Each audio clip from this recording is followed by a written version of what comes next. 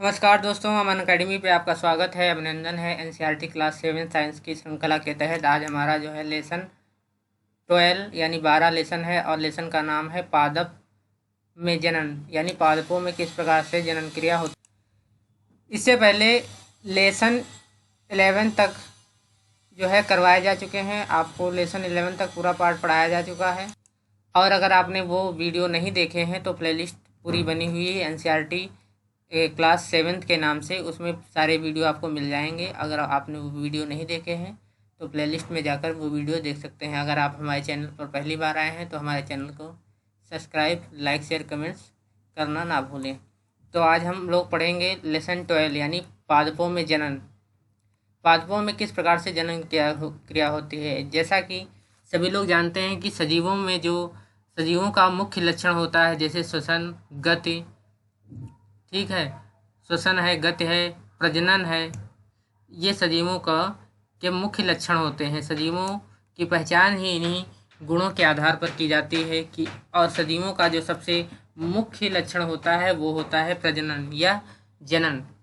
प्रजनन के द्वारा ही जो पौधे या जीव जंतु होते हैं वो अपने वंश का विकास करते हैं। उन्हीं के द्वारा जो उनके पीढ़ियाँ होती हैं वो एक पीढ़ी दर पीढ़ी क्या करती हैं, आगे बढ़ती रहती हैं। तो पादपों में जनन किस प्रकार से होता है, कौन कौन से पादपों में जनन की प्रक्रिया क्या होती है, तो आज हम इसको पूरा विस्तार से पढ़ेंगे।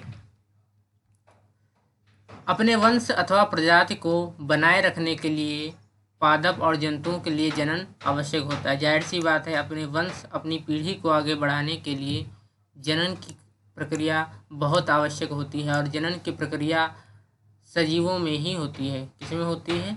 सजीवों में ही होती है। कक्षा 6 के अध्याय 9 में पढ़ा था कि सभी जीव अपने समान जीवों का जनन करते हैं।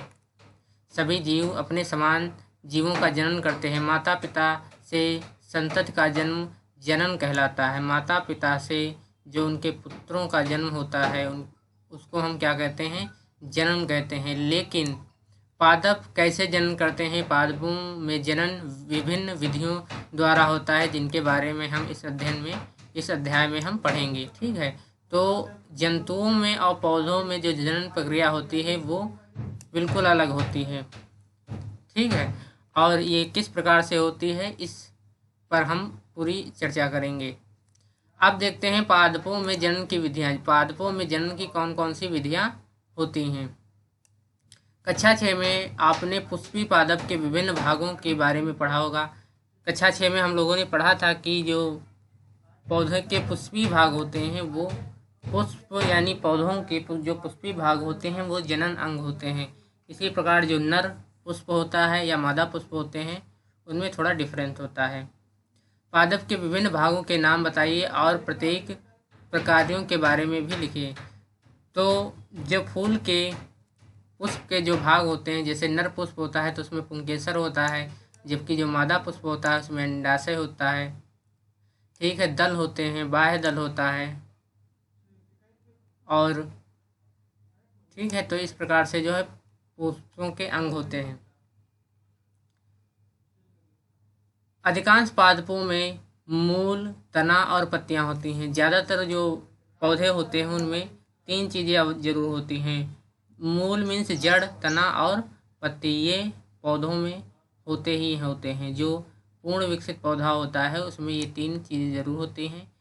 मूल यानी जड़, तना और पत्ती। ये पादप के कायिक अंग होते हैं। ये क्या होते हैं? कायिक अंग। कायिक का मतलब होता है ये गति भी करते हैं। वृद्धि की निश्चित अवधि के बाद अधिकांश पादपों में पुष्प निकलते हैं। जाहिर सी बात होती है, जब पौधा छोटा होता है और जब छोटे पौधे धीरे धीरे बड़े होते हैं और जब वो एक उस अवस्था में आ जाते हैं तब उसमें क्या होता है कि पुष्प निकलते हैं। आपने बसंत ऋतु में आमों के वृक्षों को पुष्पित होते हुए देखा होगा कि आम जो बसंत ऋतु में क्या होते हैं, आम से जिसको हम पुष्पित होते हैं, आम के जो वृक्षों से जो पुष्प निकलते हैं, जिसे हम अपनी भाषा में बौर कहते हैं, वो बसंत के ऋतु में क्या होता है, निकलना शुरू हो जाते हैं। यही पुष्प बाद में आम के उन रसीले फलों को निर्मित करते हैं। और यही जो पुष्प होते हैं वो आगे चलकर क्या होते हैं, बहुत रसीले और मीठे आमों का निर्माण करते हैं, और जिनका हम आनंद गर्मियों में उठाते हैं। हम फलों को खाते हैं, देखा होगा आम फलों का राजा होता है, और आम काफ़ी मीठा और स्वादिष्ट होता है और बहुत लोगों की पसंद होती है। गर्मियों में आम पर्याप्त मात्रा में खाए जाते हैं और गर्मियों में इसका हम आनंद लेते हैं, और सामान्य बीजों को फेंक देते हैं। देखा होगा कि जब हम आम खाते हैं तो उसके अंदर बीज निकलता है, उस बीज को हम लोग क्या करते हैं, फेंक देते हैं या कूड़ेदान में डाल देते हैं। यही बीज को अगर मिट्टी में दबा दिया जाए तो क्या होता है, बीज अंकुरित होकर एक नया पादप बनाते हैं। यदि ऐसा है तो पादप में पुष्पों की क्या भूमिका होती है। बताया गया है कि जो बीज होता है, बीज क्या होता है, बीज को ज़मीन में हम दबा देते हैं, उसके पश्चात क्या होता है, एक पौधे का निर्माण होता है। तो कहा गया है कि अगर ऐसा होता है तो इसमें पुष्प की क्या भूमिका होती है, यानी पुष्प का क्या रोल होता है। पुष्प पादप के जनन का कार्य करते हैं। पुष्प जो होते हैं पादप में जनन का कार्य करते हैं। वास्तव में पुष्प पादप के जनन अंग होते हैं। ये याद रखिएगा, इम्पोर्टेंट है कि जो पौधों में जनन अंग होते हैं उनको हम वो क्या होते हैं, पुष्प होते हैं। जो पौधों के जनन अंग होते हैं वो क्या होते हैं, पुष्प। पुष्प पौधे का जनन अंग होता है। किसी पुष्प में केवल नर जनन अंग अथवा मादा जनन अंग या फिर दोनों जनन अंग हो सकते हैं। पुष्प में देखा होगा कि कुछ पुष्प ऐसे होते हैं जिन पर केवल नर जनन अंग होते हैं, और कुछ पुष्प ऐसे होते हैं जिनमें केवल मादा जनन अंग होते हैं। लेकिन कुछ पुष्प ऐसे भी होते हैं जिनमें दोनों जनन अंग पाए जाते हैं, यानी नर जनन अंग भी पाए जाते हैं और मादा जनन अंग भी पाए जाते हैं। पादप अनेक विधियों द्वारा अपनी संतति उत्पन्न करते हैं। पौधों में यही विशेषता होती है कि वो अनेक विधियों द्वारा क्या करते हैं, अपनी संतानों यानी अपनी संतति को उत्पन्न करते हैं। और इसमें जनन की जो है 2 प्रकार होते हैं। याद रखिएगा कि जो पौधों में जनन होता है वो किस प्रकार से होता है, 2 प्रकार से होता है। पौधों में जनन जो होता है वो 2 प्रकार का होता है। नंबर 1, इसको हम अलैंगिक जनन कहते हैं, और दूसरा लैंगिक जनन। पौधों में जो जनन होता है वो 2 प्रकार से होता है, एक तो लैंगिक अलैंगिक जनन और दूसरा लैंगिक जनन। अलैंगिक जनन, अब ध्यान से समझिएगा कि जो है अलैंगिक जनन क्या होता है। अलैंगिक जनन में पादप बिना बीजों के ही नए पादप को उत्पन्न करता है। याद रखिएगा कि अलैंगिक यानी इसमें पादप जो होता है इसमें बिना बीजों के ही पौधे उत्पन्न कर देता है, यानी बिना बीजों के जो पौधे उत्पन्न होते हैं वो अलैंगिक जनन द्वारा होते हैं। कैसे होते हैं, अलैंगिक जनन द्वारा। तो याद रखिएगा कि अलैंगिक जनन में बिना बीजों के ही पौधे उत्पन्न किए जाते हैं। इस प्रक्रिया को हम क्या कहते हैं, अलैंगिक जनन कहते हैं। जबकि लैंगिक जनन में नए पादप बीजों से प्राप्त होते हैं। जैसे देखा होगा कि जो सरसों है या बहुत से गेहूँ है, इनमें क्या होता है, लैंगिक जनन होता है, क्योंकि इनमें बीजों के द्वारा नए पौधे का निर्माण होता है। तो याद रखिएगा कि लैंगिक जनन में बीजों की आवश्यकता नहीं होती है, बिना बीजों के ही पौधों को उत्पन्न किया जाता है। जबकि लैंगिक जनन में बीजों के द्वारा ही पौधों का निर्माण होता है। बात करते हैं अलैंगिक जनन।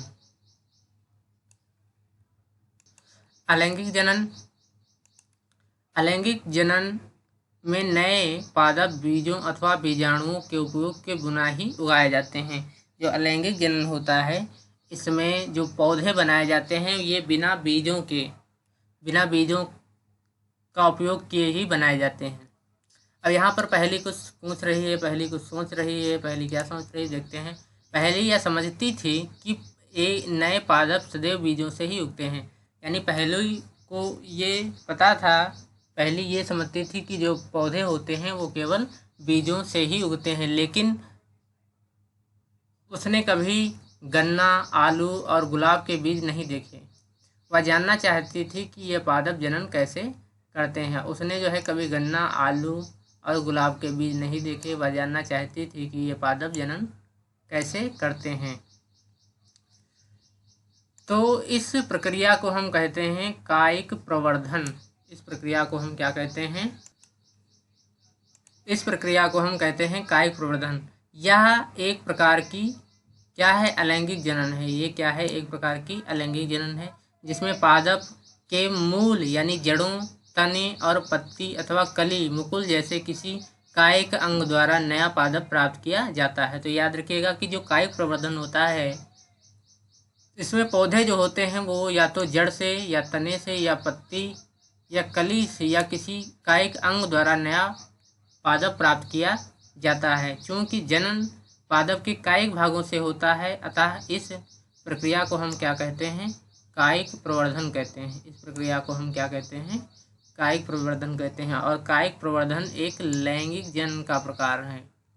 कायिक जो प्रवर्धन होता है ये एक अलैंगिक जनन का प्रकार होता है और इसमें बीजों की आवश्यकता नहीं होती है। ठीक है, तो ये याद रखिएगा। यहाँ पर एक क्रियाकलाप दिया है। गुलाब अथवा चंपा के पौधे की एक शाखा को उसकी पर्वसंधि से काटिए। पर्वसंधि तने या शाखा का वह भाग है जहाँ से पत्ती निकलती है। जैसे देखा होगा कि इस तरीके से पौधे होते हैं और यहाँ पर इस तरीके से जो है इसमें गांठें होती हैं। इस तरीके से गांठें होती हैं। इन गांठों को ही हम लोग क्या कहते हैं? पर्वसंधि कहते हैं। और यहीं से क्या होता है? यहीं से हमारी जो है पत्तियां निकलती हैं। यहीं से पत्तियां निकलती हैं, यहीं से तने निकलते हैं।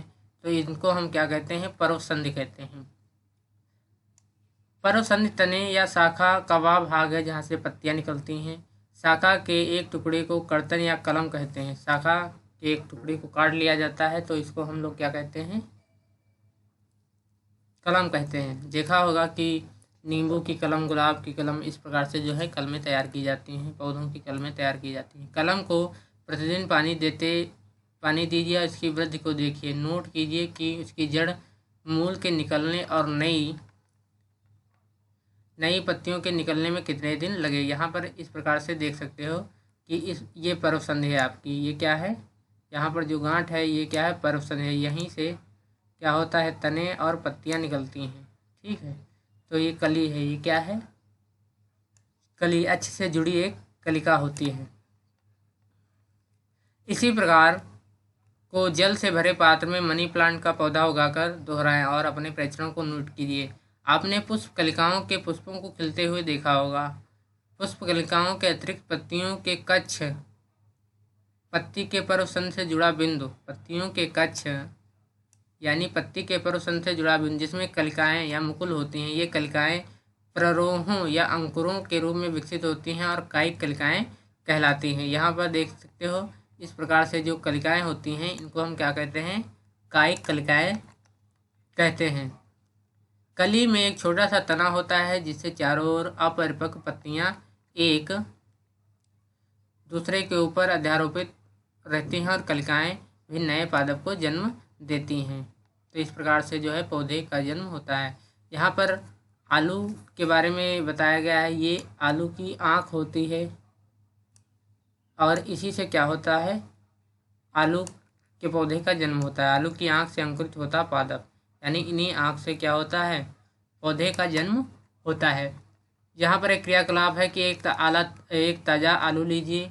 आवर्धन लेंस की सहायता से इस पर पड़े छत चित्तों को देखिए। इनमें कलिका या कलिकाएं दिखाई दे सकती हैं। छत चिन्ह या आँख भी कहते हैं इसको, आलू की आँख भी कहते हैं। आलू के टुकड़े काटिए जिनमें से प्रत्येक की एक आँख अवश्य हो, यानी इस प्रकार से काटिए कि इनमें जो है एक एक आँख जरूर हो। उस स्थान पर कुछ दिनों तक पानी डालते रहिए जहाँ आलू के टुकड़े को मिट्टी में दबाया था। कुछ दिन बाद आलू के टुकड़े को खोद कर निकाल लीजिए। क्या आप देखते हैं इस प्रकार से जो है इसमें पौधे जन्म हो जाएंगे। और इसी प्रकार अदरक व हल्दी भी उगा सकते हैं। ये देखिए अदरक का जो है, अदरक की जड़ है, इसमें क्या हुआ? यहाँ से कली जो निकली, यहाँ से पौधे का निर्माण हो गया है। इसी प्रकार बायोफिल्म यानी पत्थर चटा, याद रखिएगा पत्थर चटा का जो वैज्ञानिक नाम होता है इसको हम कहते हैं ब्रायोफिल्म, के पत्ती के किनारे की गर्त में कलिकाएं होती हैं। चित्र 12.4 आगे चित्र दिया हुआ है इस प्रकार से। यदि इस पादप में पत्ती आर्द्र मृदा पर गिर जाए, यदि पादप की पत्ती आर्द्र मृदा पर गिर जाए तो प्रत्येक कलिका नए पौधे को जन्म दे सकती है। कुछ पादपों की जड़ें भी मूल पादपों से जन्म दे सकती हैं, जैसे उदाहरण के लिए शकरकंद और डहेलिया। शकरकंद और डहेलिया से भी क्या होता है, पौधे का निर्माण होता है। यहाँ पर ये पत्थरचट्टा का चित्र बना हुआ है कि यहाँ पर क्या होता है, पत्तियों की सहायता से पत्थरचट्टा में ब्रायोफिल्म में पत्ती के किनारे पर कलिकाएं होती हैं और इन कलिकाएं जब जमीन पर गिर जाती हैं तो इनमें से पौधे का जन्म होता है। इसी प्रकार कैक्टस देखा होगा, कैक्टस मरुस्थलीय पौधा होता है। कैक्टस जैसे पादप के वे भाग जो मुख्य पादप से अलग यानी विलगन हो जाते हैं, नए पादप को जन्म देते हैं। प्रत्येक विलगन भाग नए पादप के रूप में वृद्धि कर सकता है। जो कैक्टस होता है, इसके एक भाग को अगर काट लीजिए और उसको ज़मीन पर दबा दीजिए तो उसमें से क्या होता है, नए पौधे का जन्म हो जाता है। बूझो जानना चाहता है कि क्या कायिक प्रवर्धन का कोई लाभ भी होता है। बूझो यहाँ पर अपने सर पे हाथ रखकर कह रहा है, सोच रहा है कि क्या कायिक प्रवर्धन का कोई लाभ होता है। कायिक प्रवर्धन द्वारा पादप कम समय में उगाए जा सकते हैं। बीजों से उगाए जाने वाले पादपों की अपेक्षा कायिक प्रवर्धन द्वारा उत्पन्न पौधों में पुष्प और फल कम अवधि में भी ही आ जाते हैं। तो कायिक प्रवर्धन का ये सबसे अच्छा लाभ होता है कि जो पौधों में पुष्प और फल होते हैं वो कम समय में आ जाते हैं। नए पादप जनक पादप की यथार्थ प्रतिलिपि होते हैं। जो नए पादप होते हैं वो क्या होते हैं, जो जनक पादप होते हैं वो यथार्थ प्रतिलिपि यानी उसी के समान होते हैं, क्योंकि वे एक ही जनक द्वारा उत्पन्न होते हैं। इस अध्याय में आगे आप पढ़ोगे कि इसके विपरीत लैंगिक जनन द्वारा उत्पन्न होने वाले माता पिता जनक दोनों के गुण होते हैं। लैंगिक जनन के परिणाम स्वरूप पादप बीज उत्पन्न करते हैं, यानी जब लैंगिक जनन होता है तो पौधे क्या करते हैं, बीज उत्पन्न करते हैं। अब मुकुलन देखते हैं, मुकुल क्या होता है। आपने पहले ईस्ट के बारे में पढ़ा था, जिसमें केवल सूक्ष्मदर्शी द्वारा ही देखा जा सकता था। इसके लिए यदि पर्याप्त पोषण उपलब्ध हो तो ईस्ट कुछ ही घंटों में वृद्धि करके गुणन अर्थात जनन करने लगते हैं। याद रखिए कि ईस्ट एकल कोशिका होती है। ईस्ट एक क्या होती है, एकल कोशिका होती है। और कैसा ये पौधा होता है, एक कोशिकीय होता है। आइए हम इसके जनन में कैसे करते हैं ये देखिए। शिक्षिका द्वारा प्रदर्शित किए जाने वाले बेकरी से ईस्ट केक अथवा केमिस्ट की दुकान से ईस्ट पाउडर खरीद लें। चुटकी भर ईस्ट लेकर इसे किसी ऐसे पात्र में रखें जिसमें कुछ जल हो। इसमें एक चम्मच शक्कर डालकर उसे जल में घोल लें। अब उस पात्र को किसी कमरे के गर्म भाग में रखें। 1 घंटे के पश्चात इस द्रव की एक बूंद कांच की स्लाइड पट्टी पर रखकर सूक्ष्मदर्शी से देखें। आपको क्या दिखाई देता है, आप नई ईस्ट कोशिकाओं को देख सकते हो। यहाँ पर ये ईस्ट के बारे में मुकुल कैसे बनते हैं यहाँ पर बताया गया है कि ये एक ईस्ट है, ईस्ट कोशिका है। यहाँ पर क्या होता है, धीरे धीरे मुकुल विकसित हो रहा है। क्या हो रहा है, मुकुल विकसित हो रहा है। और यहाँ पर देखा एक नई या मुकुल विकसित हो गया है और धीरे धीरे ये विकसित प्रक्रिया इतनी तेज हो जाती है कि इसमें एक मुकुल श्रृंखला बन जाती है। यानी मुकुलन की प्रक्रिया इतनी फास्ट होती है कि एक के ऊपर एक बनना शुरू हो जाते हैं, तो ये पूरी एक श्रृंखला बना देते हैं। ईस्ट कोशिकाओं से बाहर निकलने वाला छोटे बल्ब जैसा प्रवर्ध मुकुल कहलाता है। जो ये निकल रहा है इसको क्या कहते हैं, मुकुल या कली कहते हैं। मुकुल क्रमशः वृद्धि करता है और जनक कोशिका से विलग होकर एक नई ईस्ट कोशिका को बनाता है। नई ईस्ट कोशिका विकसित होकर परिपक्व हो जाती है और फिर नई ईस्ट कोशिकाएं बनाती। कभी कभी नवीन मुकुल से नए मुकुल विकसित हो जाते हैं, जिससे एक मुकुल श्रृंखला बन जाती है। आपने ऊपर चित्र में देखा है, इस प्रकार से श्रृंखला बन जाती है। यह प्रक्रम चलता रहे तो कुछ समय बाद बहुत अधिक संख्या में ईस्ट कोशिकाएं बन जाएंगी। ठीक है, तो दोस्तों आज इस लेसन को हम यहीं तक रखेंगे और इसके अगले जो आगे का पार्ट है वो हम नए वीडियो में आपको पढ़ाएंगे। ठीक है, तो अगर किसी प्रकार का सुझाव या किसी प्रकार की समस्या हो तो कमेंट्स में लिखना ज़रूर बताएं। ठीक है, धन्यवाद।